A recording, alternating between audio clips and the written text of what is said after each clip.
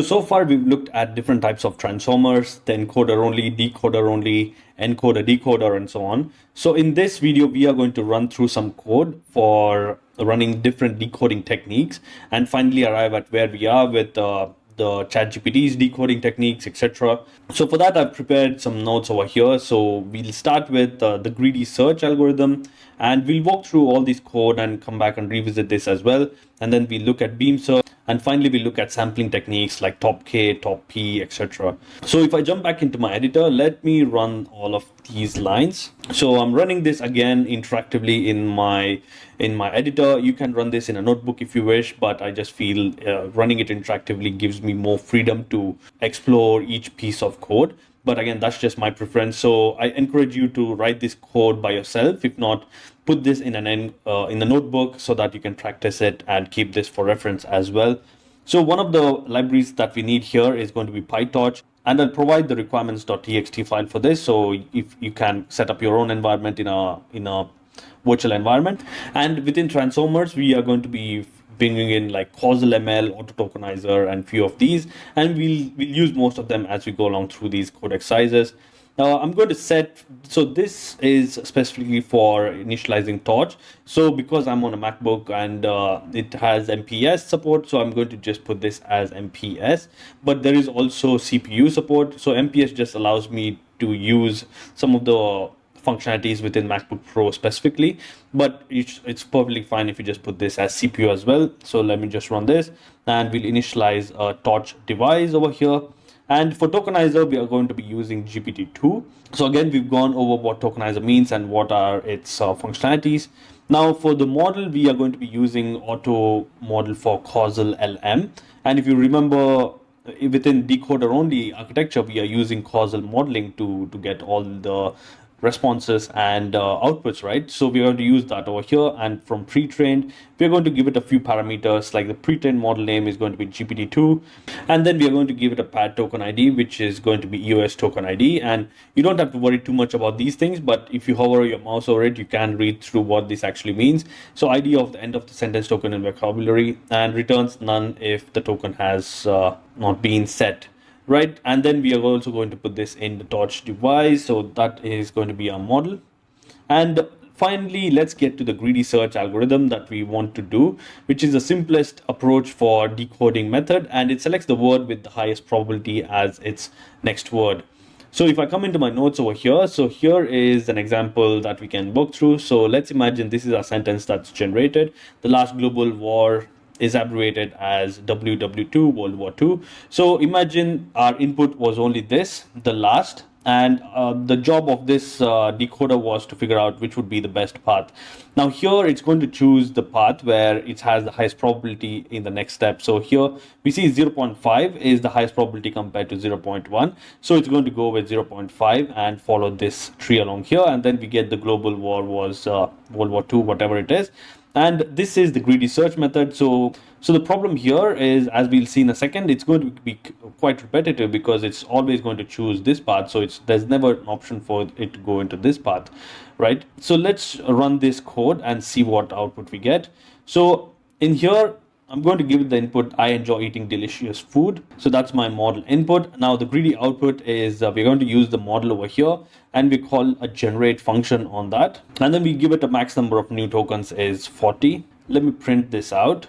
So we have an output here. It says, I enjoy eating delicious food, but I'm not a fan of idea of eating a whole lot of meat. I'm not a fan of the idea of eating a whole lot of meat. So you can see here, repeating after itself over here because it's going after a greedy search algorithm.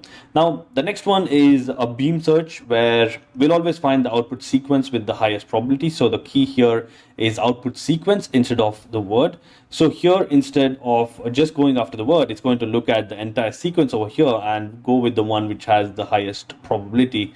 So, and a visual from here, beam search algorithm is here as well if you want to look at this bit example in a bit more detail. But the idea is we see here 0.2, 0.5, 0.1 is obviously less than what we get over here, 0.6, 0.8, and then 0.9 is greater than 5, 6, 7, 8 over here. right? So this is how the beam search algorithm works, where instead of just looking at the next word, it's going to consider the entire sequence of probabilities and then pick the one with the highest probability. So if we come in here and initialize our beam output, and so the input is going to be the same again. The model input is coming from here. I enjoy eating delicious food. So if I run this now, and let me also print the output of this. So now we have the output from the beam search method over here. So if we highlight the output over here, now we still get a bit of repeating words. So I'm not a big fan of the idea of eating something, and we have them not a fan of eating something, and it keeps on repeating. But at least now here we can define the number of beams. So a beam is just one of these branches. So you can define how many beams or branches that you wanted to analyze before giving the output. So this is still better than greedy search. I mean, you could say it's better, but I would say it's still very similar to greedy search. It's not giving anything useful for us. Now, to get around this problem of repeating tokens, what you can define is also a no repeat n-gram size. So this acts as a penalty and make sure that no n-gram appears twice. So if you think about an example of an n-gram where we define 2, which would be bigram. So let's imagine the word called New York. So if we penalize these bigrams to not appear ever again in that sentence, that means it's only in one sentence that New York can appear. So in ways it can be good and it can be bad, but at least it kind of adds a bit of randomness into the output it generates. So let's run this now. So now we have an output from here where we define this no repeat n-gram size, and this is the output we get. So it says, I enjoy eating delicious food, but I don't think I'm going to go out of my way to eat it. I'm not sure if I'll ever be able to find a place that doesn't have, etc. So it's kind of made sure that it's not repeating itself. So it's kind of good. But again, does this sentence make sense? Is it in the context? So those are the things that you still need to think over. So the next option for us is we have a beam search, but now we can define the number of returning sequences. And what this does is instead of outputting just one sequence, we're going to get 3 different sequences from this beam search output. So we can run this and see what we get. So I'll run this and then I'll print out all the outputs that we get from this. So now we have all these outputs. So we see the first sequence is very similar to what we already had. And then the next sequence is, again, it looks like it's very similar to this other sequence. And the third is very similar as well. So it's not doing a great job of differentiating between sequences, but then there is an option to return multiple sequences and you can do analysis on that further and then see which one you want to go with in the end. Now, next we have the sampling technique. So in sampling technique, what happens is there's the initial word and then we pick out the word that comes next, which is the highest probability. And then that words come over here. Actually, this should be car and this should be nice. So this should actually be reversed like this. But anyways, you get the idea. So here the car would be the highest probability and then that comes over here. And then the next word over here is going to be 0.5, the highest probability next word. And then that comes in here. And that is how it builds the entire sentence by looking at the next word's probability, highest probability, and then just giving it. So we're going to seed this as well so that every time we run this, we get sort of similar results.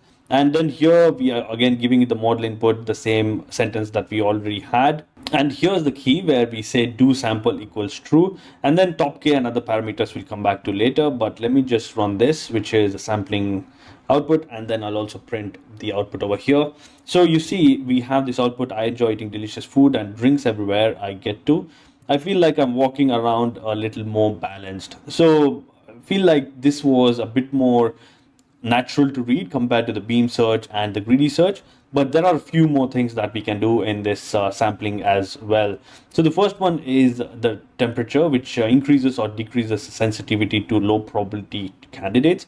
So if I come back here, so imagine these are a few of the candidates that we have here, and we want to increase the probability of the highly likelihood word even more and decrease the probability of these words. So that's where we set a temperature parameter. And all this does is increases the probability of high probability words and decreases the likelihood of low probability words, so that the next chosen word is actually even more probable than what it actually is using this temperature parameter. So here we do the sampling top k and then we define the temperature. If you use ChatGPT, there are all these parameters that you can set in there as well. So it's kind of relevant to what we're learning here. So let's run this model and also print the output. So here we have the output. I enjoy eating delicious food and I like to eat things that are tasty. I don't want to change my opinion. I wish I could change my opinion on what's best for my family. So it kind of has the flavor of the previous sampling output as well that we saw. But then here we are setting it a temperature so that most high likelihood words are again picked up really easily. Next, we are also looking at top K sampling, where K most likely next words are filtered, and then the probability mass is redistributed among only those K next words. So imagine in here, if we say the top K was only 2, then we are only picking out these 2, and then the probability mass would be distributed among these 2, and so on. So if we have, imagine like hundreds of words, then this technique would be really useful because we're not assigning probability to every word. We choose the top K words, which have the highest probability mass, and then assign probability to them. So let's run through this. And again, here is where we define the top K. We are saying 50 tokens, so that's fine. And then print the output now. So let's read the output now. So I enjoy eating delicious food, so I take my time with it, but I take it seriously. I love having a meal of fresh juices at all hours of the night.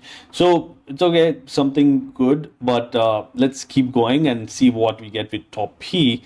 Now, instead of sampling only the top most likely keywords, which is what we did at top K, so in top P, what happens is we choose from the smallest possible set of words whose cumulative probability exceeds the probability P, right? So this is what we have here. We are looking at the cumulative probability of the set of words and then see if it exceeds the probability P, and then that is what we would get as the output. So here we have the top P again, and we are going to print out the output next. So when we print the output next, we see that I enjoy eating delicious food and we buy many pre-packaged items in the store. It's necessary to stay hydrated while walking in and out of the bathroom. There are no shutdown, etc. So it's kind of feels like it's all over the place again, but still it's again another technique that we can use. And a good combination of this is top P and top K can be combined together, where we give top K and top P and we do the sampling over here, and this should give us the best result. So if I read this out now, I enjoy eating delicious food and we buy many pre-packaged items. So it's necessary to stay hydrated, walk in and out. And this feels it's exactly the same as top P again.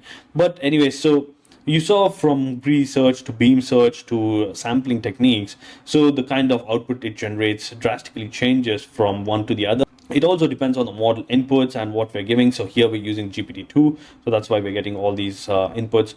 So hopefully with this video, you're able to understand the kind of decoding techniques that are being used in the GPTs and all these decoder only transformers out there.